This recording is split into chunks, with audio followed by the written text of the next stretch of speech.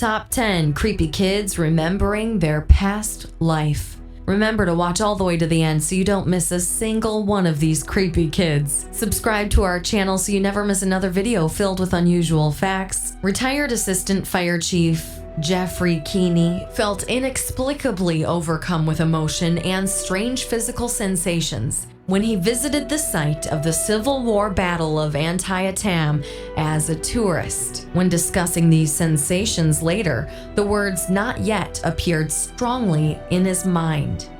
He took a new interest in the Civil War, and while flipping through a magazine on the topic, the words "not yet" in quotation marks jumped out at him. General John B. Gordon had emphatically repeated "not yet" while holding his troops back at the Battle of Antietam. The physical resemblance between himself and Gordon struck Keeney. Furthermore, many of Keeney's fire crew seemed to resemble people who fought for Gordon. Keeney discovered other similarities between himself and Gordon, including birthmarks on his body where Gordon had been injured. This case was studied by Dr. Walter Semke, a psychiatrist who works as a reincarnation expert at the Institute for Integration of Science, Intuition, and Spirit. Number 9. Death by Fire in Chicago. Luke was 2 years old when he started talking to his parents in Cincinnati, Ohio, about a past life in which he had black hair, was a woman named Pam, and died in a building fire in Chicago after trying to escape by jumping out the window. An African-American woman named Pamela Robinson had died in 1993 in a fire at the Paxton Hotel in Chicago. She had jumped out a window while the building burned. Luke's parents asked him what color his skin was when he was Pam. "He's Caucasian," he replied without hesitation, "black." His mother printed out several photographs of African-American women, including one of Robinson. Luke pointed to the photo of Robinson and said, "That's Pam." Luke's story was told by the A&E network program, The Ghost Inside My Child. Let us know in the comments below if you're buying into any of these stories. Number 8. Boy remembers wife and killer of past life finds them again. Semitutismus was born in the village of Serkonak, Turkey. As soon as he could talk, he said his name was Salim Fesley. Tutimus' mother had a dream while she was pregnant in which a man appeared who identified himself as Salim Fesley and who had a bloody face. A man by that name had died in a field in a neighboring village in 1958. He had been shot in the face and right ear. Tutimus was born with a deformed right ear. When he was 4 years old, Tutimus walked to Fesley's home and told Fesley's widow, "I am Salim. You are my wife, Katabi." He remembered intimate details of their life together and the names of his children. He also identified the man who shot him. This case was studied by the late Dr. Ian Stevenson of the University of Virginia. Number 7. Child remembers past life as a WW2 pilot ID'd vessel crash site. Dr. Jim Tucker of the University of Virginia studied the case of James Leininger of Louisiana, who was 2 years old when he began having nightmares of crashing in a plane.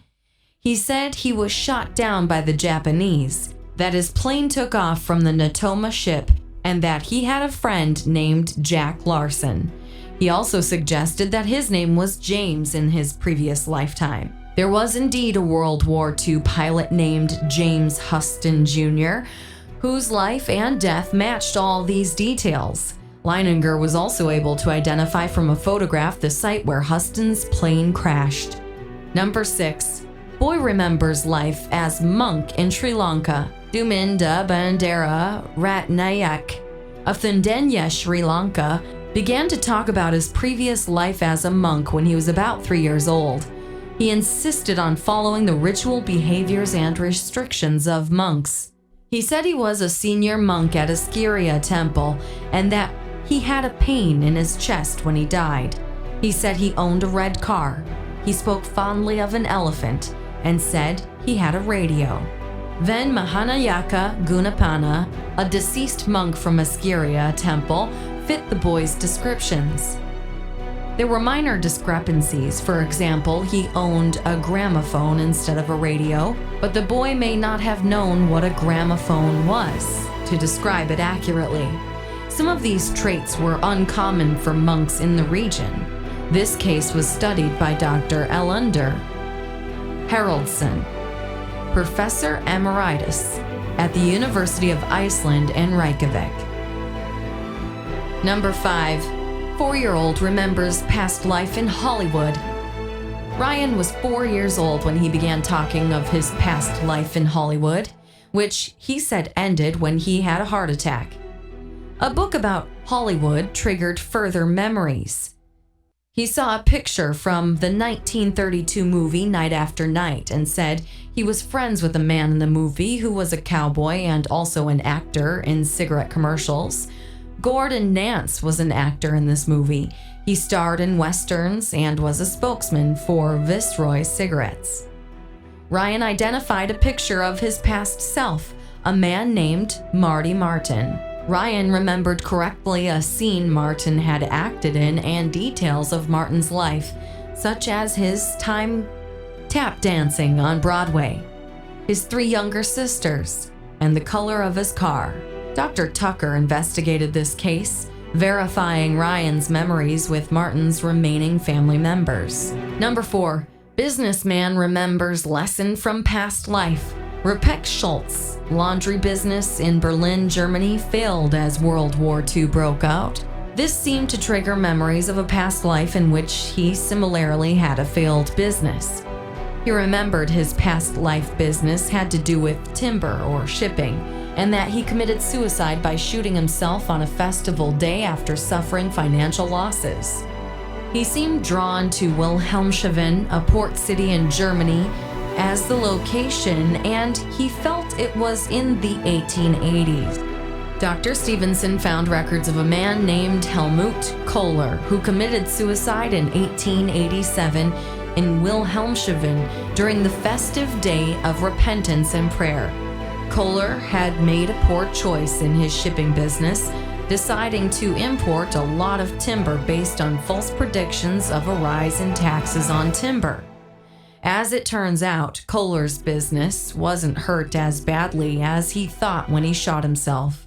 This was a lesson for Schultz, who was facing great loss but sought hope for the future. Number 3. Lebanese boy correctly tells details of past life. Dr. Haraldsson traveled to Lebanon to investigate the case of a boy named Nazi Aldanaf. Aldanaf began telling his parents about his past life almost as soon as he could talk. He spoke proudly about all his weapons. He used words his parents didn't expect him to know at that age, showed an unusual interest in cigarettes and whiskey, talked about a mute friend who had only one hand, said he had a red car, and said he died when people came to shoot at him. Aldanaf led the way to his home of his past life in Kaberkamon, a small town about 10.5 miles away from his current home. A man named Fouad Assad Kadaj once lived there, and the details of his life matched that of what the boy said. Kadaj's widow asked the boy multiple questions to test him, including who built the foundation of this gate at the entrance of this house. Nazi replied, a man from the Faraj family. This was correct. He also answered her other questions correctly. Number 2, screenwriter of Gone with the Wind reincarnated in the Midwest. A little boy named Lee insisted his middle name was Ko and his birthday was June 26th. Though it was not true. He said he used to live in Hollywood and that he had a daughter named Jennifer. He said he wrote movies.